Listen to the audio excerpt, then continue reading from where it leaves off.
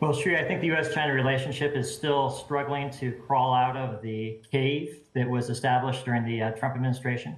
Not as much progress has been made as I think many analysts expected would be by this point. And the truth of the matter is that the relationship is very fraught. Channels of communication exist, but they're not highly functional.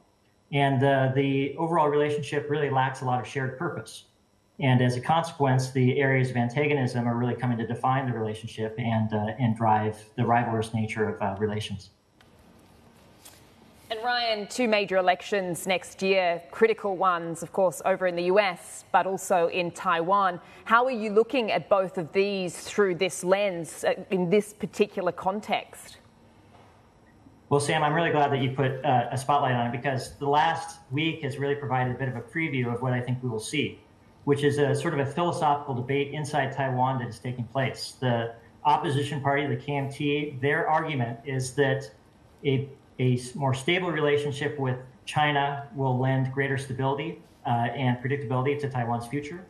Whereas the ruling party, the DPP, their theory of the case is that China's appetite cannot be sated, and that the only way to protect Taiwan's future is to move closer and tighter with the United States and with other global partners. And we saw this actually on display a week and a half ago when President Tsai was transiting the United States at the same time as former President Ma Ying-jeou from the opposition party was in China. And so this is the terms of the debate that are going to play out over the coming months in Taiwan. And the voters ultimately will have a choice as to which theory of the case provides the most stability and security for Taiwan going forward. Yeah, so how do you expect the next 6 months or so to be characterized in terms of the pressure that China's likely to put on Taiwan? Because we've already seen ways that it's tried to potentially, there are some suspicions that it's tried to cut the internet over in Matsu, but also with regards to this no-fly zone, and analysts suggesting that, judging by the way it's done this, it could potentially be used as a tactic to continue to put the pressure on Taiwan's aviation industry. So in that context, as I say, how do you see the next 6 months or so going with regards to China putting the squeeze on Taiwan economically? Well, Sam, I think at a certain level, China has a bit of a Goldilocks problem.